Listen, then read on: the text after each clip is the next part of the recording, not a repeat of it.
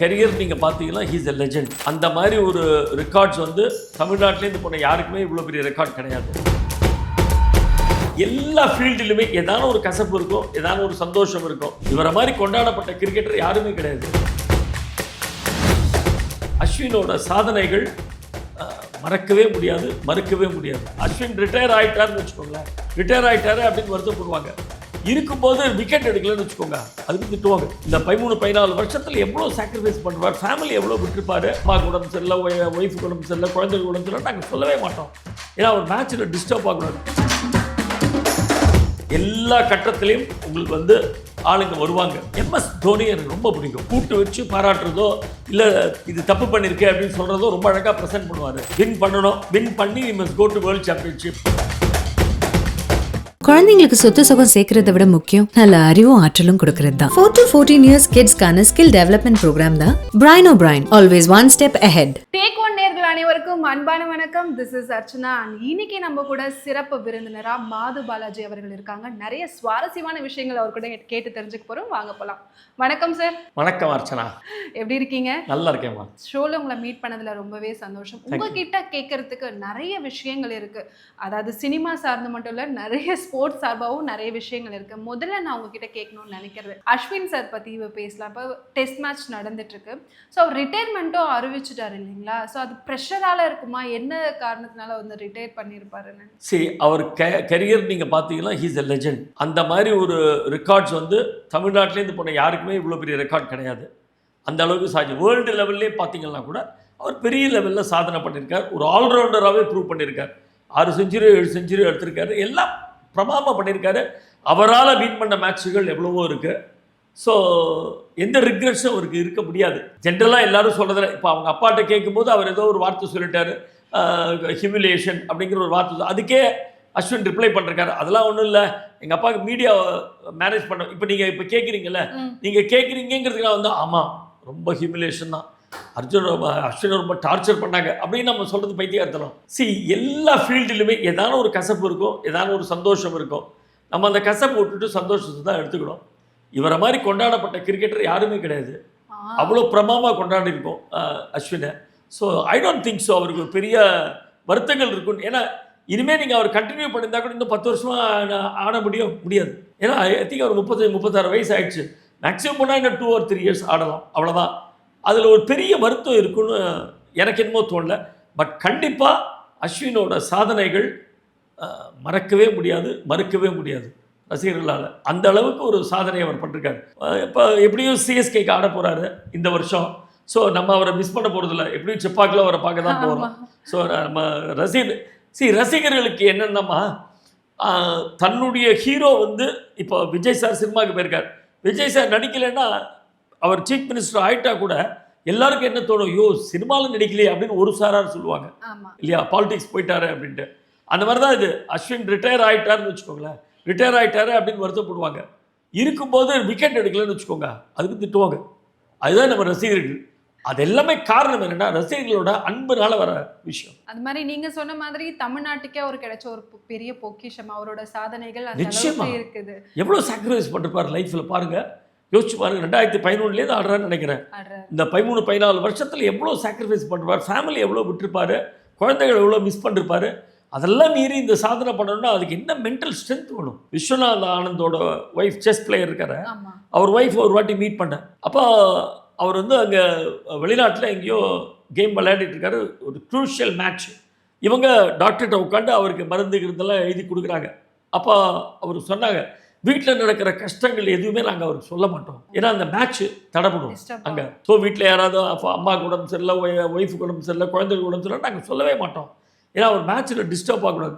அந்த மாதிரி ஸ்போர்ட்ஸ் பர்சன்லாம் எவ்வளோ கஷ்டங்களை அனுபவித்து வந்திருக்காங்க. அதுக்கு ஒரு கிரெடிட் கொடுக்கணுமே. நம்ம சும்மா இஷ்டத்துக்கு நம்ம வாயை கலந்தபடி நம்ம சொல்லிட்டு போகக்கூடாதுங்கிறது என்னோட opinion. He has is credit. Ashwin நல்லா சாதனை பண்ணியாச்சு, அதை மக்களும் நல்லா என்ஜாய் பண்ணியாச்சு, மக்களும் மறக்க போகிறதில்ல. அதை இது எதுக்கு இந்த கான்ட்ரவர்சி நம்ம பேசணும். இப்போ அஸ்வின் சார் இருக்காரு, இப்போ அவர் ரிட்டையர்மெண்ட்டுக்கு அப்புறமா இந்தியன் டீமுக்கு அவரை ரீப்ளேஸ் பண்ணுற மாதிரி யார் வருவாங்கன்னு நீங்கள் நினைக்கிறீங்க? நிறைய பேர் வருவாங்கம்மா. எல்லா காலகட்டத்திலையும் கிரிக்கெட் பிளேயர் வெங்கட்ராகவன் போலர் இருந்தார். அவர் போனதுக்கப்புறம் இந்தியாவுக்கு தமிழ்நாட்டுக்கு வேறு யாராவது போலர் வருவாங்கன்னு பார்த்தா நிறைய பேர் வந்தாங்க. பேட்ஸ்மேன் ஸ்ரீகாந்துக்கு அப்புறம் இந்த மாதிரி அடிக்கிறதுக்கு யாராவது வருவாங்களான்னு நினச்சோம். வந்தாங்க. இந்தியன் லெவலில் கவாஸ்கர் பொறுக்கு யாராவது வருவாங்கன்னா சச்சின் வந்தார். ஐயோ சச்சின் ரிட்டையர் ஆக போகிறேன்னாங்க. சச்சினோட பெட்டர் சார் கோலி அப்படின்னு சொல்ல ஆரம்பிச்சாங்க. எல்லா கட்டத்திலையும் உங்களுக்கு வந்து ஆளுங்க வருவாங்க, டெஃபினட்டாக வருவாங்க. ஒருத்தரை ரீப்ளேஸ் பண்ண இன்னொருத்தர் வருவாங்க. அந்த மாதிரி டேலண்ட் வராமல் போயிடாது. ஸோ அப்படி இருக்கும்போது நம்ம வருத்தமே பண்ண மாட்டோம். கண்டிப்பாக யாராவது வருவாங்க. இன்னொரு பிரைட் ஸ்பின்னர் ஒருத்தா கண்டிப்பாக வருவாங்க. வாஷிங்டன் சுந்தர் இருக்காரு, பிரமாமா போட்டிருக்காரு சுந்தர். ஸோ அந்த மாதிரி யாராவது வருவாங்க ஷூராக. நிச்சயமா அவங்க வந்தாலும் பேசுறதுக்கு நம்மளும் தயாராக இருப்பாங்க, இவங்க நல்லா பண்ணாங்க அப்படின்ற மாதிரி. உங்களுக்கு ஃபேவரட் யார் சார் இந்தியன் கிரிக்கெட்டரில்? இந்தியன் கிரிக்கெட்டில் எனக்கு சச்சின் ரொம்ப பிடிக்கும். MS தோனி எனக்கு ரொம்ப பிடிக்கும். ஒரு ஹோல்சமான ஒரு பிளேயர்.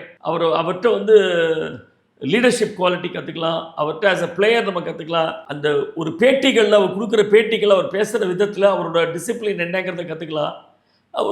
ஒரு மொத்தமாக முழுமையான ஒரு பிளேயர் MS தோனி. ஸோ அதனால எனக்கு அவரை ரொம்ப பிடிக்கும். MS தோனி மற்றபடி விராட் கோலி ரொம்ப பிடிக்கும். MS தோனி பார்த்துருக்கீங்க? நான் மிஸ் பண்ணிட்டேன். 1-2 வாட்டி எனக்கு அப்பாயின்மெண்ட் கிடைச்சது, பட் மிஸ் பண்ணிட்டேன். ஆனால் அஸ்வினுமே வந்து ஒரு இடத்துல அவர் சொல்லியிருப்பார், எனக்கு வந்து பயங்கர ஒரு மென்டராக இருந்திருக்காரு MS தோனி. நிறைய விஷயங்கள் எனக்கு வந்து சொல்லியிருக்காரு. நான் அதர் டீமில் இருக்க IPL இருக்கும்போது கூட நீ இப்படி இரு அந்த மாதிரி நிறைய பேருக்கு அவர் ஒரு பெரிய மென்டராக இருந்தார். ஆமாம், அவர் சொன்ன ஏதான ஃபீல்டில் வந்து எதான தப்பு பண்ணிட்டோன்னா அங்கே எதுவுமே ரியாக்ட் பண்ண மாட்டார். சாயங்காலம் வெளில வந்துட்டு அந்த பெவிலியனில் இருக்கும்போது ரூமுக்கு வா அப்படின்னு கூப்பிடுவாராம். ஒரு 7 மணிக்கு என் ரூமுக்கு வான்னு ரூமில் உட்காந்து வச்சு என்ன அந்த இடத்துல இப்படி தப்பு பண்ணிருக்கேன் அப்படின்னு அங்கே வந்து ஸோ இந்த ரூம் போட்டு டிஸ்கஸ் பண்ணுறதுன்னு சினிமாவில் சொல்லுவாங்க. அது மாதிரி ரூம் போட்டு திட்டுவார். நிறைய பேருக்கு அந்த மாதிரி ஒரு இது இருக்காது சார். கூப்பிட்டு வச்சு நீ நல்லா பண்ண, ஏன் அங்கே மிஸ் பண்ணன்னு சொல்கிறதுக்கு ஒரு பெரிய இது வேணும். அது அவர் சொல்லுவாராம். அழகாக கூப்பிட்டு வச்சு பாராட்டுறதோ இல்லை இது தப்பு பண்ணியிருக்கேன் அப்படின்னு சொல்கிறதோ ரொம்ப அழகாக ப்ரெசென்ட் பண்ணுவார். சார் இன்னும் மேட்சஸ், டெஸ்ட் மேட்சஸ் இன்னும் இருக்குது, நடக்க போகுது அந்தந்த ஊர்களில். ஸோ நம்ம டீமில் ஸ்ட்ராங்கான பிளேயராக யார் யார் இருப்பாங்க, எப்படி இருக்கும் அடுத்தடுத்த மேட்ச்? ஏன்னா நம்ம இங்கேயும் இந்தியாலையும் நடக்க போகுது மேட்ச். ஆமாம், இப்போ ஆஸ்திரேலியாவில் நடக்கிற சீரீஸில் நமக்கு இன்னும் 2 மேட்ச் இருக்குது. கண்டிப்பாக அந்த 2 மேட்ச்சை நம்ம வின் பண்ணோன்னா நம்ம வேர்ல்டு சாம்பியன்ஷிப் விளையாடுறதுக்கு போகலாம். ஸோ நல்ல பாசிபிலிட்டிஸ் இருக்குது இப்போது. ஏன்னா இப்போது அஸ்வின் ரிட்டையர் ஆனாலும் இப்போ யசஸ்வி ஜெய்ஸ்வால், அப்புறம் KL ராகுல் ரொம்ப நேரம் ஆடிட்டுருக்காரு. ஆமாம், ஸோ நல்ல புது பிளேயர்ஸ்லாம், யங்ஸ்டர்ஸ்லாம் வந்திருக்காங்க. கண்டிப்பாக நமக்கு வின் பண்ணுற நிறைய பந்த் நல்லா ஆடிட்டுருக்காரு. ஸோ நல்ல வின் பண்ணுற பாசிபிலிட்டிஸாக இருக்குது. வின் பண்ணணும். வின் பண்ணி we must go to world championship. கண்டிப்பாக பண்ணுவாங்கன்ற நம்பிக்கை எனக்கு இருக்குது. பண்ணியே ஆகணும். ஆனால் நம்மளுக்கும் ஒரு பெரிய நம்பிக்கை இருக்குது. நிச்சயமாக வின் பண்ணுவாங்க, சாம்பியன் நிச்சயமாக பண்ணுவாங்க. இந்தியன்ஸ் அதை பண்ணுவாங்க ஷூரா. சரி, அடுத்தது IPL வேறு ஸ்டார்ட் ஆக போகுது. இதில் நிச்சயமாக எல்லாரோட பிளேயர் லிஸ்ட்டும் நமக்கு வந்துச்சு. MS தோனிலேருந்து அஸ்வின்லேருந்து எல்லாருமே இருக்காங்க. இந்த IPL நம்ம என்னெல்லாம் எதிர்பார்க்கலாம், எப்படியெல்லாம் இருக்க போகுது அப்படின்னு உங்களோட எதிர்பார்ப்பு என்ன? கண்டிப்பாக இந்த IPL வந்து நமக்கு நல்லா இருக்கும்னு நான் நினைக்கிறேன் சென்னை சூப்பர் கிங்ஸ்க்கு. ஏன்னா சென்னை சூப்பர் கிங்ஸ் எப்பவுமே IPLல பிரமாதமாக ப்ளே பண்ணியிருக்காங்க. அண்டு தோ வின் பண்ணாட்டி கூட சில சமயம்லாம் அந்த கடைசி வரைக்கும் they have come to the finals. And under the leadership of Dhoni கண்டிப்பாக அது வந்து தலையோட எஃபெக்ட் அது கண்டிப்பாக இருக்கும். அதனால் பயப்படவே வேண்டாம். இந்த வாட்டியும் ஐ திங்க் என்னை பொறுத்த வரைக்கும் இட்ஸ் எ குட் டீம் நான் சொல்லுவேன். வெரி குட், நல்ல காம்பினேஷன் இருக்குது. ஸோ கண்டிப்பாக வின் பண்ணுறதுக்கு நமக்கு நல்ல பாசிபிலிட்டிஸ் வாய்ப்புகள் இருக்குது. அதுவும் நல்லா சூஸ் பண்ணி நிறைய பேரை தேர்ந்தெடுத்திருக்காங்க. ஆமாம், நிறைய யங்ஸ்டர்ஸும் இருக்காங்க, சீனியர்ஸும் இருக்காங்க. ஒரு காம்பினேஷன் இருக்குது.